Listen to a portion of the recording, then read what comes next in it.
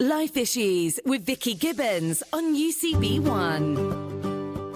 When we hear about war-torn nations, communities impacted by natural disasters, or even when we experience personal tragedy, there is much in this world which can unsettle us and make us afraid. But in John's Gospel, imminently before his crucifixion, we find Jesus with his disciples, not only breaking bread and washing their feet, but also comforting them. Jesus tells them to not let their hearts be troubled, because he is giving to them and to us today a peace that only God's Son could offer. And in Life Issues, that's what we're seeking to find, those living out the call to be peacemakers today. Dan Morrice isn't an investigative journalist, undercover agent or pioneer explorer. He's an ordinary guy, a geography teacher, a man with too much curiosity for his own good, and he's written a book about his journey of faith from the mines of Chile to the deserts of the Middle East. He joins me now, and Dan, through your experiences, is it fair to say this wasn't initially about finding God's peacemakers, but more a personal frustration that so often we can be exposed to indoctrination by capturing the worst of humanity and life? You say the aggressive minority so often steals the news headlines. Yeah, that's exactly right. And I think for me, my passion was that I knew that there were good things happening. It's not that I was kind of looking for a needle in a haystack of the peacemakers. It's that actually there was good happening all over the world. And I think the reason why we don't hear so much is just a reflection of the way media is communicated in this generation. We have so many sources, both from the mainstream press and from social media. We have so many sources of information. But for them to compete, they just have to shout louder, grab your attention, whatever it is. And actually the sort of the more negative sides of human nature tend to get people's attention quicker, whether that's anger or frustration. The 7 deadly sins get the clickbait, shall we say. And so that's just kind of why people do it. I don't think, anyone's out to really depress people, but that's just the way the market works. People want to get your attention, and shock horror does it better than nice, inspiring stories. So the media's moved more towards the shock horror, and I just feel like it's had a really negative impact on individuals, but as a society. If you're used to just hearing negative news, if you're used to associating bad things with certain people groups, if you're used to just being demoralized on a day-to-day basis, then you sort of lose hope. It can be difficult, and it sort of feeds that cynicism that like, oh, that won't work, or he won't last, or she won't make it, or that, And so I think there's that sort of undercurrent in British culture, which has just been fanned into flame by constant negativity. And I just wanted to come in the opposite spirit, just to say, look, here are the heroes. And even in difficult situations, that's what I wanted to really capture. It's very easy to be a peacemaker, to find hope, to find real freedom and love and life when you're on holiday, say, or when you're listening to a beautiful worship song or something. But in a really difficult situation, to come in the opposite spirit and to find peace and love and joy, to reach out in love to your enemies, that sort of courage and that sort of kindness, that's the really inspiring stuff, because that's what changes the environment. And I wanted to capture those stories just to bring some real hope and some inspiration in amongst all the negativity, to say, look, all this bad stuff might be happening, but this is the hope.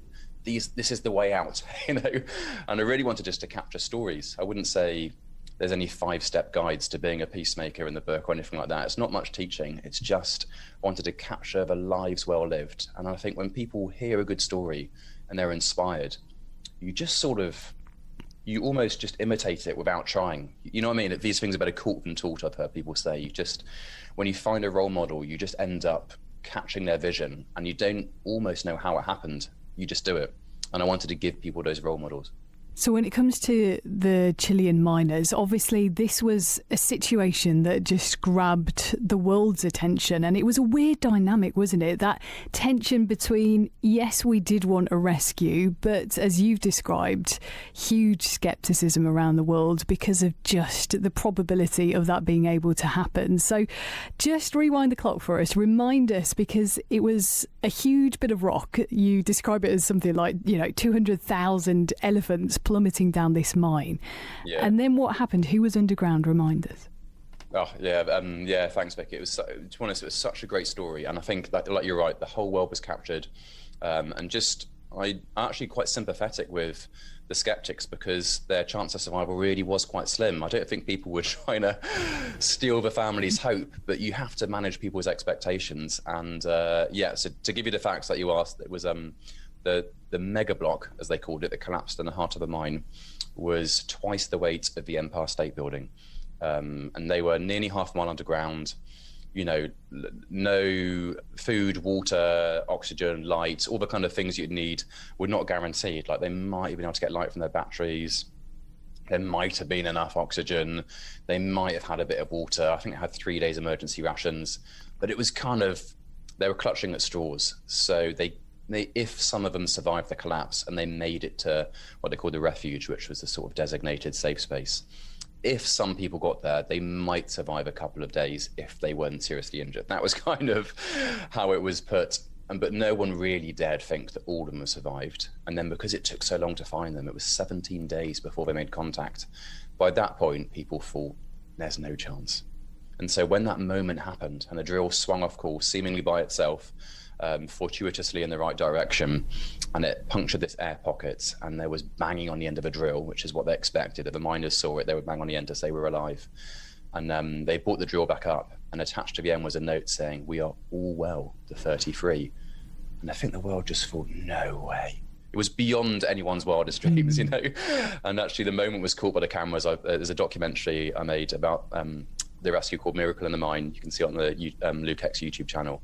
And there's a little moment it was caught when the drillers just dropped to their knees and they were cheering and crying. And it was just pure joy, pure elation that they'd found these guys. And for me, I just hadn't seen anything in the media quite like it.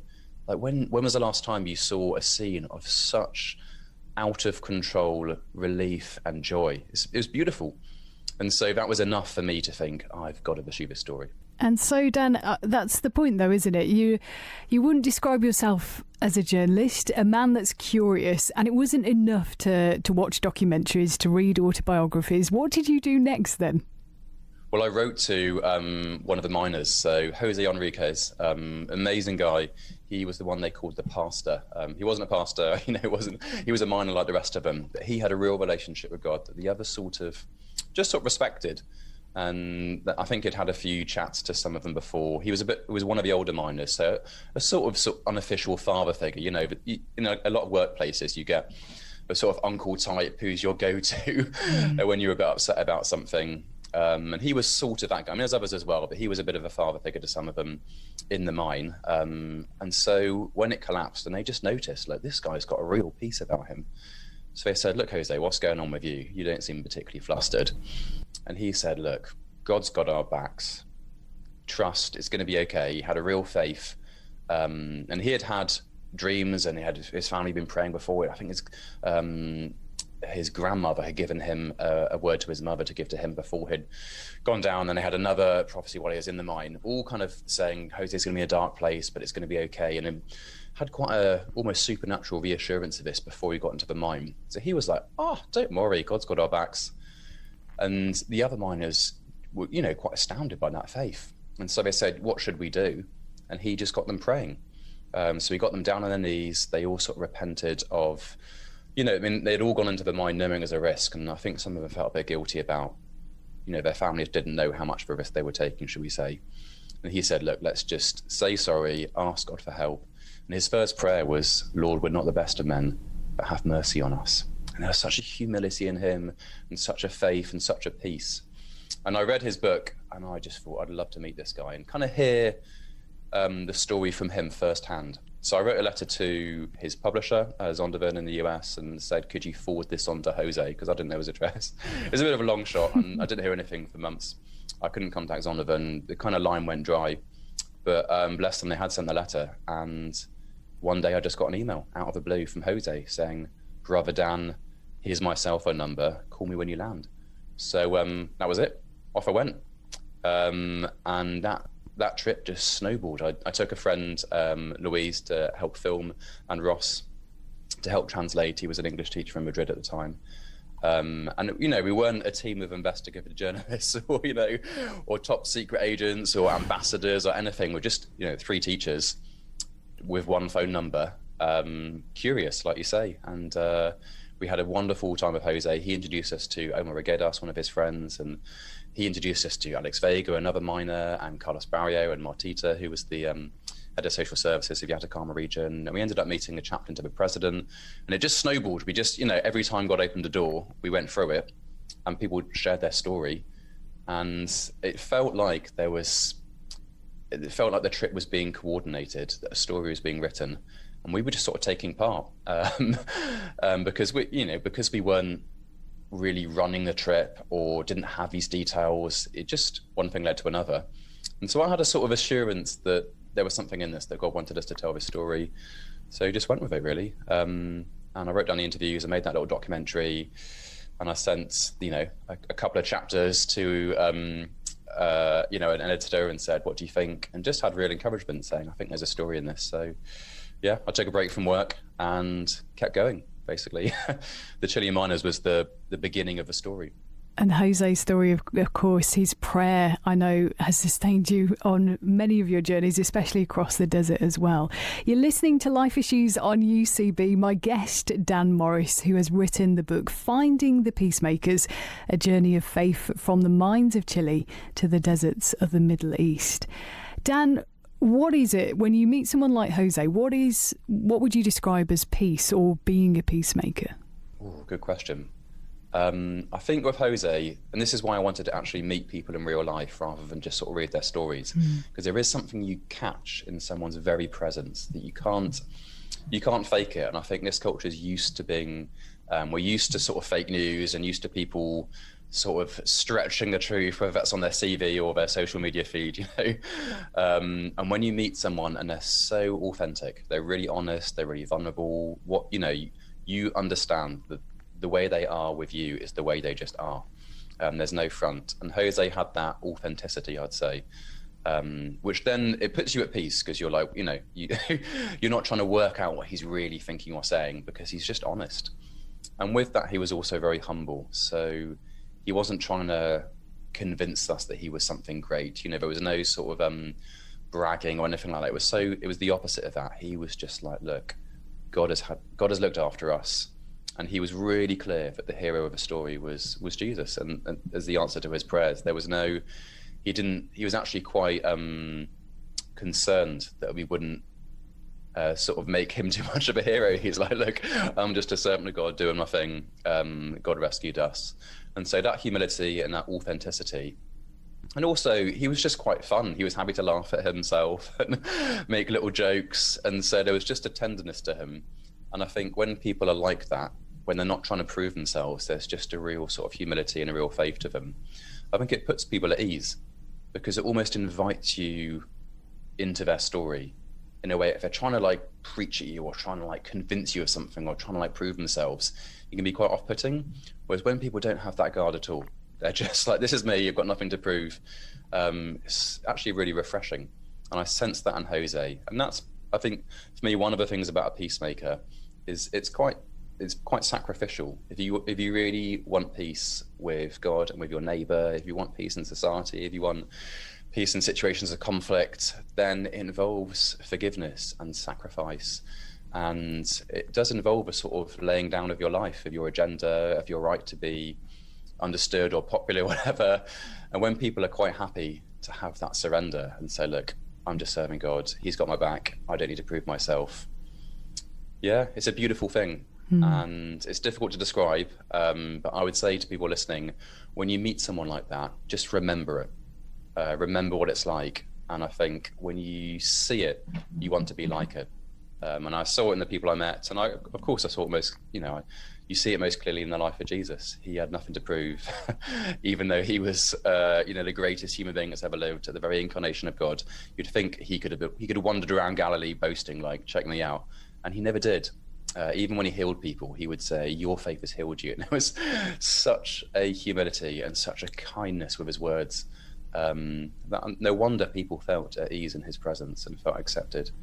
And so, yeah, that for me was the first step in understanding the heart of a peacemaker. So Dan, you take us from Chile to then some adventures in Europe. And as you've been describing, peacemaking, so much more than just finding satisfaction in life, but finding that wholeness and sharing stories of people who have suffered so much and yet almost seem to strive harder to offer peace to those around them. I think of Karim, born Syrian Christian. Tell us a bit about his story. Yeah, and to be honest, he had a massive impact on me for that exact reason that, and I mentioned this before, that it's easy to have peace when everything's going well. It's much harder to have peace when that seems like a ridiculous thing in light of your circumstances. So for Karim, he had a terrible accident when he was 13 years old. He got into an argument with some people in his community about religion.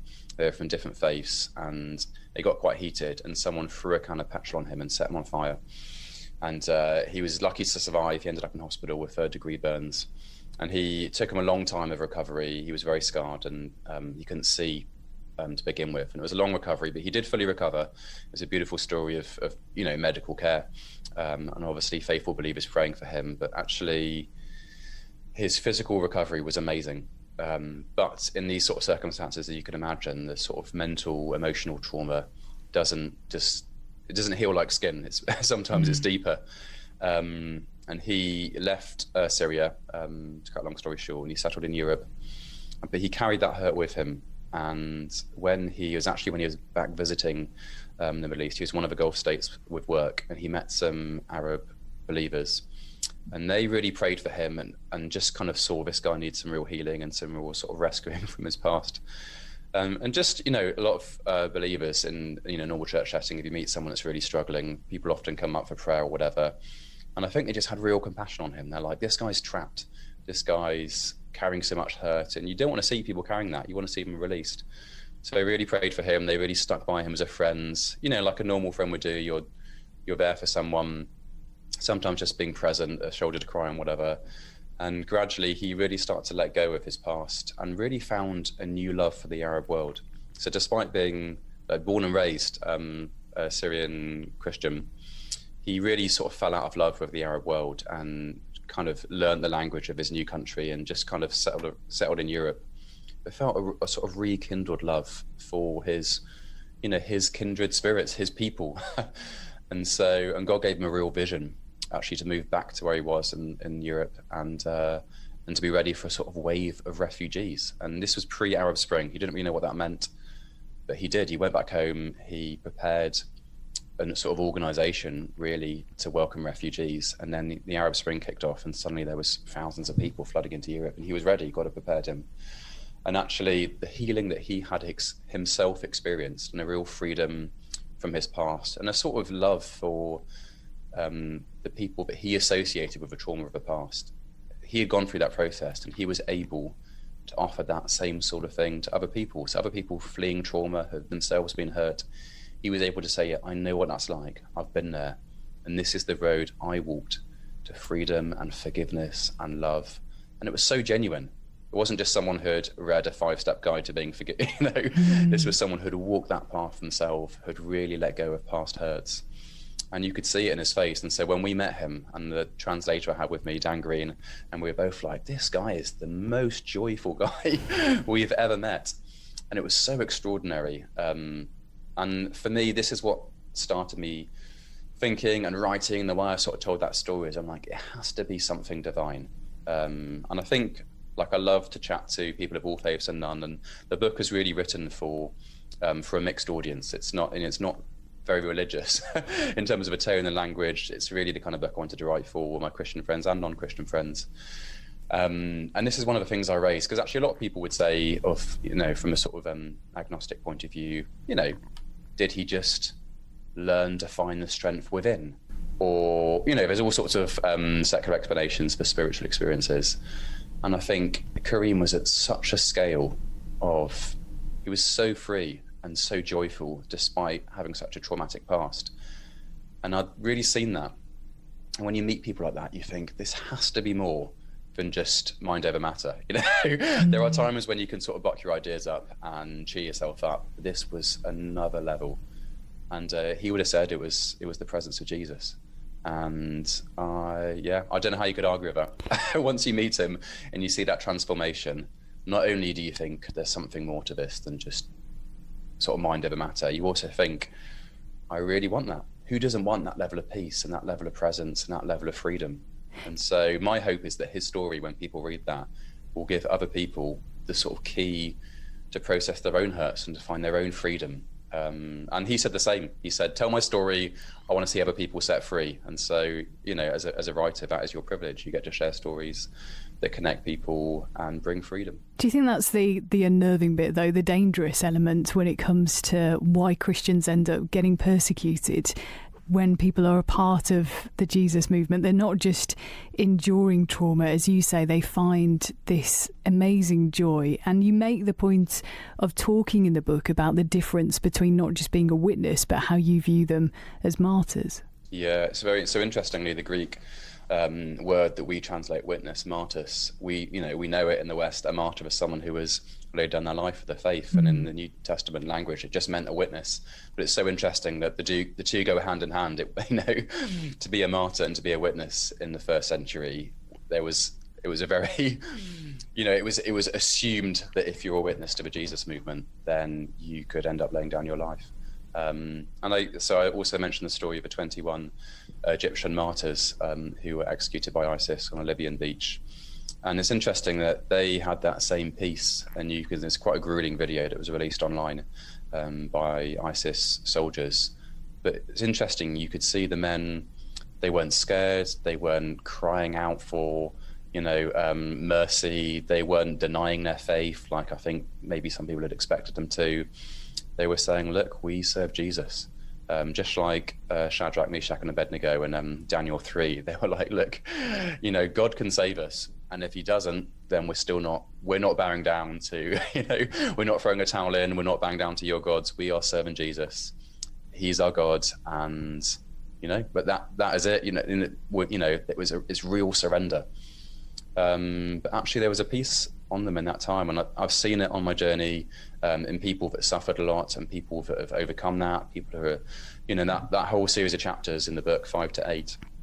I tried to take lots of different sort of angles and not just tell the happily ever after stories, because some people have laid down their lives and other people are still in prison. But actually the golden thread running through all of those stories is still a real peace and a real joy. And all those people have found something in their faith in Jesus which is worth all the sacrifice in the world. And I really wanted to see those stories and to share those stories in the current generation. It's one thing to read it in the Hebrews 11 sort of Hall of Fame, right from Genesis to Revelation. It's a beautiful chapter, that. But actually, I've seen that same faith and that same joy in the current generation. It's actually there's a little photo book that I got from the media organisation Sat7, who have a sort of campaign called Joy in the Midst, and they share lots of stories of believers all over the Middle East and North Africa. And they had that same sort of observation that actually a lot of the people whose stories are often reported as victims in the mainstream media, like, isn't it terrible what's happening to these poor Christians? Actually, that's not the way they tell the story. They have real joy. And that's something that I think I wanted to share. I didn't want to feed into the victim oppressor narrative. I wanted to show people that the real heroes, the real martyrs, the real witnesses in the Middle East and North Africa, who have endured some difficult sort of situations, they're not people that are traumatized or people that are crying out like, it's not fair, They're people who are such role models of faith and so joyful that it leaves people thinking, what is it? What have they got? And I really think there's something in the West, something in the sort of secular world, something in our generation that sees that countercultural joy and thinks that is not something that comes from the strength within. That's something transcendent.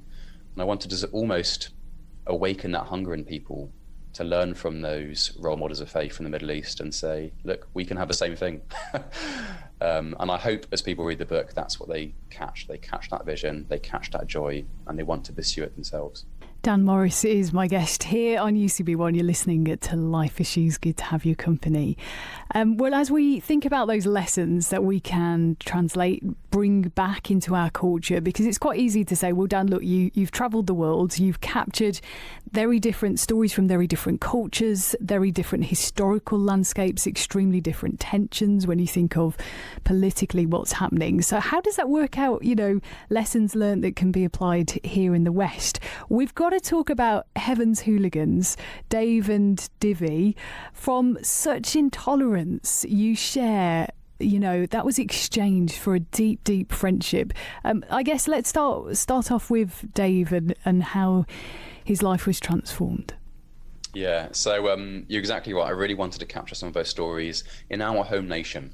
I didn't want people to think, that happens in other parts of the world. It's not really relevant here because, in the West, we have our conflicts and we have our disagreements and we have all the same problems the rest of the world have. It looks different, but we all, I think, people are people all over the world. And the same, we all have the capacity to love and hate, to find despair and to find hope. And in Dave, I saw all of that. He's a good friend now. I know Dave really well, and he's a role model in our culture. And so he comes from a life of, his background as one of real violence. He, as a kid, he used to say, I was just an angry kid. And he actually talked about violence as almost like an addiction, or anger as almost like an addiction. And I think actually, and that's the way Jesus talks about it in the Sermon on the Mount, interestingly, it's something that can take hold of you. And Jesus' teaching is to take hold of it quickly, but before don't even say a swear word to your brother. You've got to take hold of it because one thing leads to another. And I think Dave would admit that he was out of control, angry.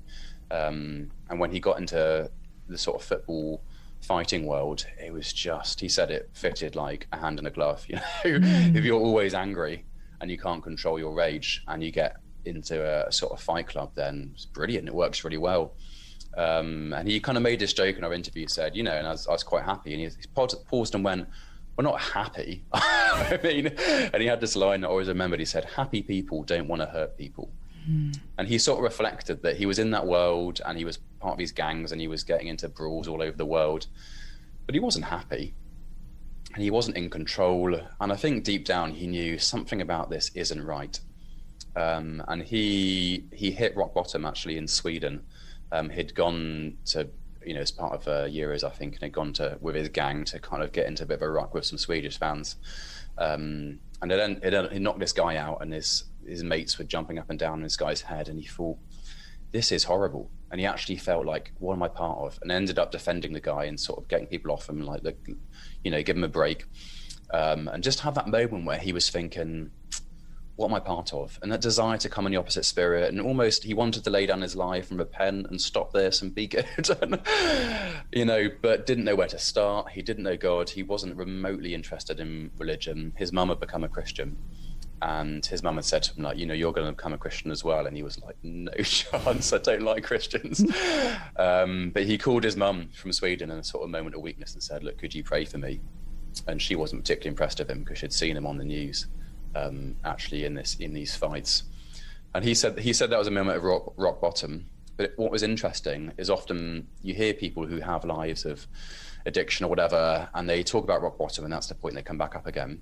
But he didn't come back up again. He said, I didn't have the strength within to sort of turn around. He was still angry, and he was still getting involved in dodgy stuff. And it was actually a spiritual encounter, a real Damascus Road experience that changed his life. And it's quite extraordinary. I talk about this in the book. It was a one moment. And this is what gives me real faith for the story of Paul of Tarsus and his Damascus Road experience. Because you might think, if you've been absolutely crazy your entire life and you just have one spiritual encounter, surely that can't completely rewrite everything. And with Dave, that was it. He got chatting to a girl. He was doing some voluntary work, I think, to get some references for cool. She was a Christian, invited him to church. He thought she was quite nice, and so went along basically to charm her. And then in church, people were singing. He thought this is all a bit weird. Everyone was really nice, wasn't used to that. And then the guy was preaching, and he just sensed the Holy Spirit convicting him. and he wanted to cry, but it was like, hold it together. He said, I don't want these mugs to see me upset. So he just put his head down and pretended to be praying, so no one would draw attention to himself. He wouldn't draw attention as well, no one would notice. And then these guys came up to pray for him, and he was cross because he didn't like looking weak. And I think these two chaps on the prayer team probably had no idea how close they were to getting knocked out. And they were like, are you okay? You'd see Dave biting his lip and like, don't hit him, we're in church. And he just, in a moment of weakness, he said, look, what do I have to do to be a Christian? And the guy said, look, just pray as if God's here. So Dave started to pray, and that was it. He said he remembers waking up on the floor, a different person. And he still doesn't quite understand that experience. He was trying to explain to us in the interview, being like, I don't really know what happened. I just started praying, and I woke up on my back, and all the hate and all the anger in my life had gone. And it seems ridiculous. You're like, what? And obviously there was still a process of healing, and he probably had to work out what a new life looked like, but he really was different. And from that moment on, I would say he fought as hard for love and peace as he had previously fought for violence. And so he became a prison chaplain and a football chaplain and now a Navy chaplain. And when you meet him, he is one of both the strongest and most gentle people you'll meet. And that's an interesting dynamic when someone is full of love, but it's a sort of resilient love that goes into tough places and brings the presence of Jesus to tough people. It's both strength and gentleness at the same time. And I think the two can be the same. Gentleness isn't necessarily weakness. Sometimes it's great strength. And he brings that. And it's an amazing thing to see. So Dan, where do the Mitchells and the Thompsons fit into this story? So Dave Mitchell and the Thompsons, there's a few families in Bristol who have started this network of community houses. And the story actually goes back to George Muller. A lot of people might know George Muller was a famous German preacher who came to Bristol. This is a long time ago. This is a sort of Victorian era. And there was a lot of orphans in the streets of Bristol, and he took them in. Beautiful story. George Muller's one of my great heroes. He rescued, I think, 10,000 orphans in his lifetime and built these great homes to house them all. In fact, Charles Dickens actually came to visit George Muller because he didn't believe that it was so good and was stunned. He was like, these kids are having amazing education. They're really well cared for. And Dickens wasn't a believer, but he actually wrote up and said, look, you've got to respect George Muller. People of all faiths and none have to say there's something beautiful about this story. And so as the years went on, and fortunately we don't have as many orphans now as we did, but I think some families in the city wanted to keep the spirit of George Muller going, to redeem and rescue and love and nurture people who've maybe had a bit of a tricky time. And so Greg and Claire, the ones I know in my community in Bristol, and the Mitchells as well, Dave. Actually, I know Joey Mitchell, his son, through my old job as a teacher. But as a family, they started this sort of community house and just took people in. People like Dave, who've had they've got a past and they want to change, and they just need an environment to sort of grow and work out what their new life looks like. And so they took in Dave Gill, the former football hooligan, and he spent a bit of time with them, just kind of working out what to do next, really. And I said in the book, for a lot of people, taking a football hooligan into your home feels like a risk, but actually they saw in him his potential. They saw what God had done in his life, and they wanted to nurture that. And actually, I think their house was probably a lot safer with Dave in there. Like he would have protected the Mitchell kids with his life. And I feel like actually it's a beautiful story, and it's one that ends well. And not every story has that sort of happy ending. We've known it as well. In my house, we've been a sort of house that's taken in different people over over the sort of years we've lived in our community house. We've had different people live with us. And when you have a story where you just play a small part in someone's journey, in someone's healing, that's a real privilege. And we don't know what we're doing. I'd say we're not experts in this, but just being able to be a place where people can find a bit of love, like that's a beautiful thing. And I'd say the Mitchells did that brilliantly, and the Thompsons, and all the community houses across Bristol. It's not, there's lots of different, it's not one or two, there's lots of people now involved in this network, and there's lots of people who have come into one of those houses a bit broken and found healing and just had a space to pray and process and find life again, and have left stronger and full of hope. And it's a beautiful thing, and it's a privilege for me to be part of that, really. This trip to Middle East to deserts, journeying from Egypt to Nazareth. But there was a few different things happening with this trip, weren't there, Dan? There was raising awareness about A21, but also, I guess, exploring Jesus's childhood.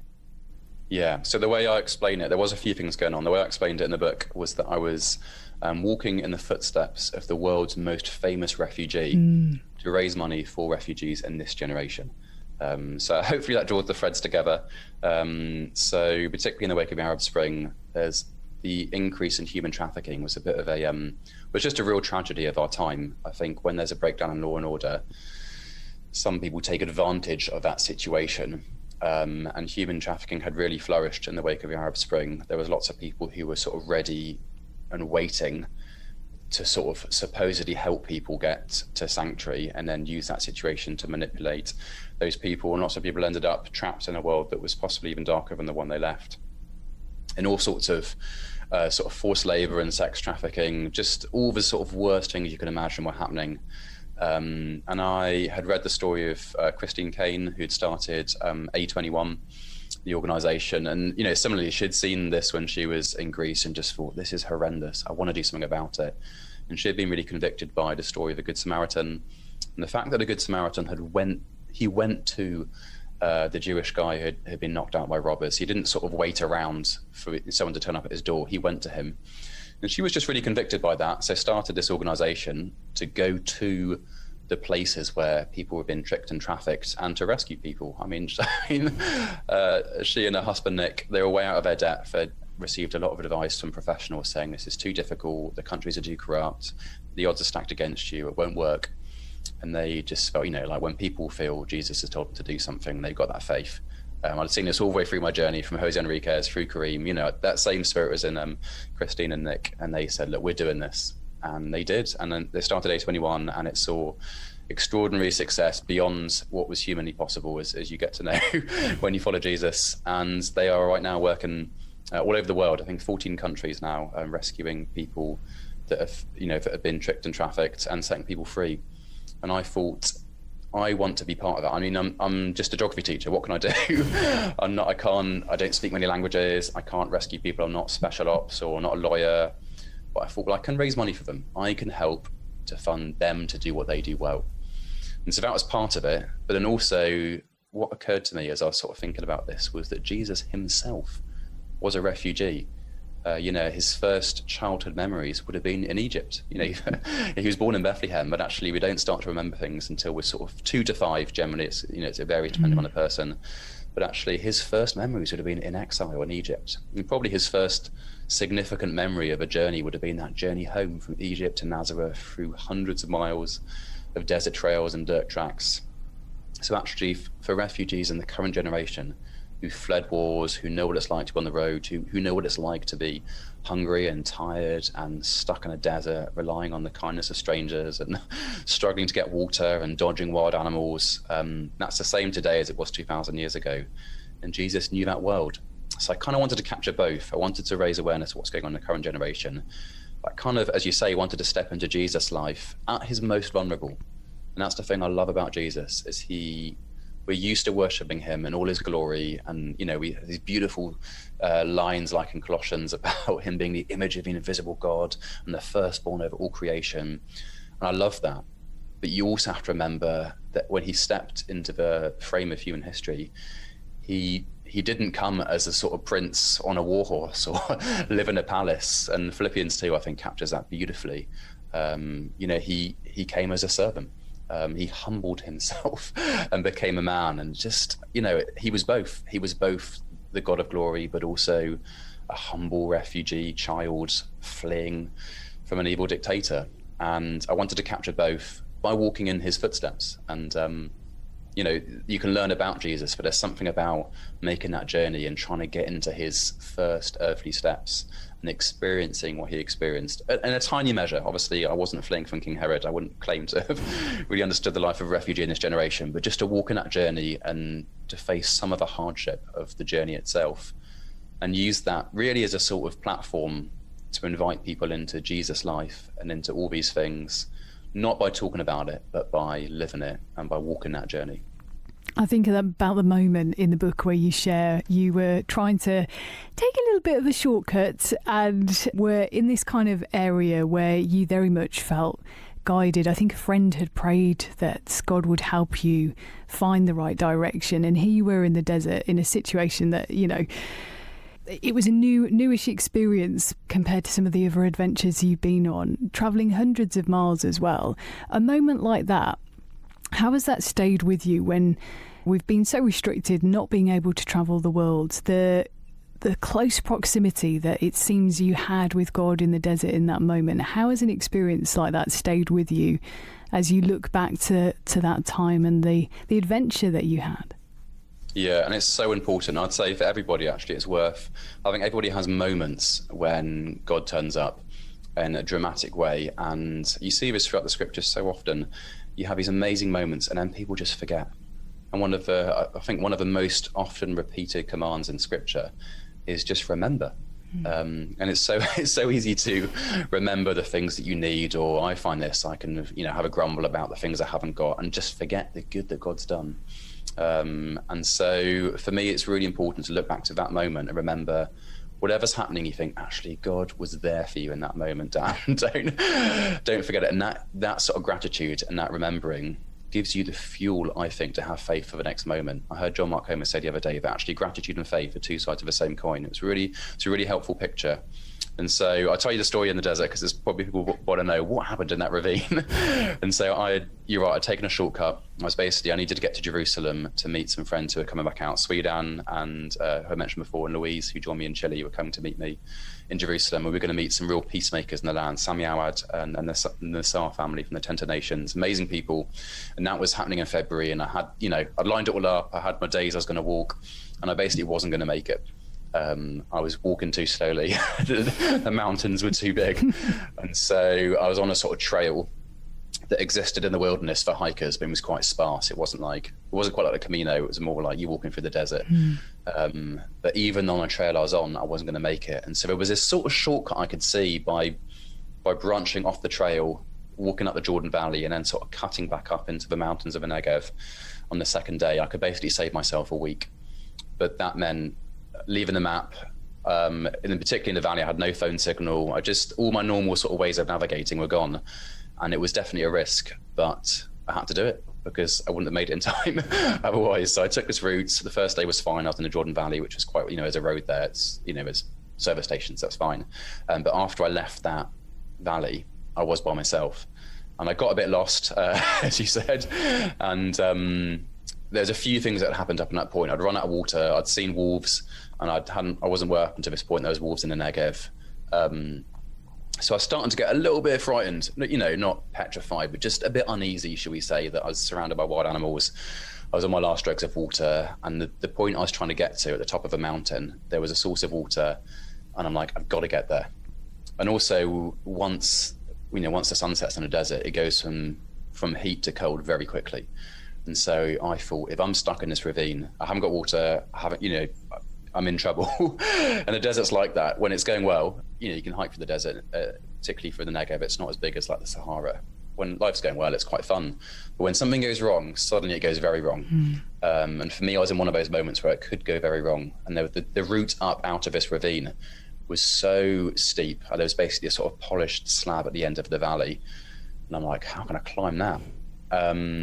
And I'd obviously lost the trail, and I was about to climb it. I had to pack a third of my body weight on my back. It was a long old way up this ravine, and I'm like, there's nothing for it. And in that moment, I felt like God say, go back. And it was such a strong conviction. And I wouldn't say I'm like, prophecy isn't something it's natural or normal for me. It's something I'm really learning, but I wouldn't say I'm an expert. And this is quite a new experience for me to feel like God was speaking so directly. And I questioned it. I'm like, am I imagining this? As you were a slightly skeptical person, Moses. But it was such a strong conviction. I just couldn't fight it. And I felt like going back would be the worst idea because that's losing time. I need to go forward. You never retreat. But I just couldn't do it. And it felt like when I turned back, it didn't feel like God was trying to command me. It almost felt more like an invitation, like, just trust me. So I went back and I just started, I might as well just go with this. And so I started almost praying for guidance and just doing what I felt like God say. And I just felt He put on my heart, go left. So I kind of snaked left across this little valley and I picked up this random little trail with such a tiny path. It was marked by like a little painted flag on a rock. You would never have seen it before.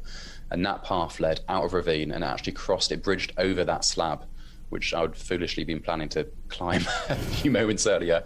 And this path went all the way up sort of through the mountain pass, and it was fine. It was safe. I mean, it was still quite a dangerous path. I had to be careful, but there was bits where you were scrambling up rocks.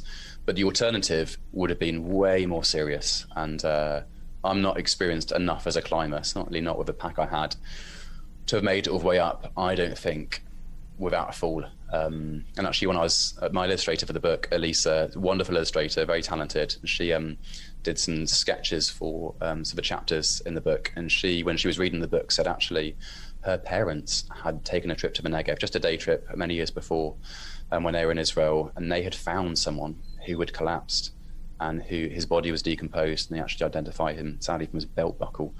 Sounds quite bleak. And I thought, wow, that could have been me. You know, if I'd fallen in that valley, I was all by myself, I was off the map, you know, when would someone have found me? Who knows? And so, yeah, it was quite an intense moment, but it was also a moment where I felt like it brought it home to me, all these stories I'd been encountering of people hearing from God and having peace and all this sort of stuff that I'd seen in other people's lives. It was a moment when I experienced that. I experienced the peace of God. I experienced the voice of God, almost the invitation to be like, look, you're in a difficult situation, but trust me. And thank the Lord I obeyed. It was really 50-50. I could have just climbed the slab and might not be here now. But actually, I think there's something in that life of a peacemaker, life in faith in Jesus. It's not about a sort of set of commands you've got to follow. It's a real invitation. Jesus says, follow me. And he says, do what I say, not because he's sort of controlling, but because he's like, look, I've got a plan. I've got an adventure for you. It's going to be fun. It might not be easy, but just trust me. And I really found that. I trusted him and it worked out. And now, as you say, you look back on those moments, you remember those moments and you think, yes, and I can think of bad examples where I made a mistake and it never works out. And I can think of good examples like that when I did trust God and it did work out. And remembering those moments, I think, helps you to say, look, it's worth following Jesus and it's worth doing what he tells you to do. And so, yeah, I'd encourage anyone listening to have that sort of reflection, to remember those moments when God's spoken and to sort of rekindle faith for the next step. It's learning to recognise the Good Shepherd's voice, isn't it? And that does each of us take us on a unique journey. Dan, it's been so refreshing to hear of the doors that God has clearly opened up to you, the opportunities you've been able to walk through, and to capture so many real, authentic voices of how, obviously, God is moving in people's lives. Dan Morrice's book is called Finding the Peacemakers, a journey of faith from the mines of Chile to the deserts of the Middle East. Dan, I have a feeling that your tenacious curiosity, this isn't the end of your adventures, so I look forward to hearing more about where God takes you next in our amazing world. Thank you, Dan. Oh, thanks, Vicky. Jesus, the Prince of Peace, in his Sermon on the Mount said, "Blessed are the peacemakers." And as we've heard from Dan today, that involves intentional action from each of us to help build bridges of reconciliation and understanding whenever and wherever we find conflict around us. As much as environmental action has become a global movement today, surely forging peace is equally a necessity. And what a difference around the world it could bring if we all joined in. Dan Morrice's book is called Finding the Peacemakers, a journey of faith from the mines of Chile to the deserts of the Middle East. I'm Vicky Gibbons, and until next time, thank you for listening to Life Issues on UCB.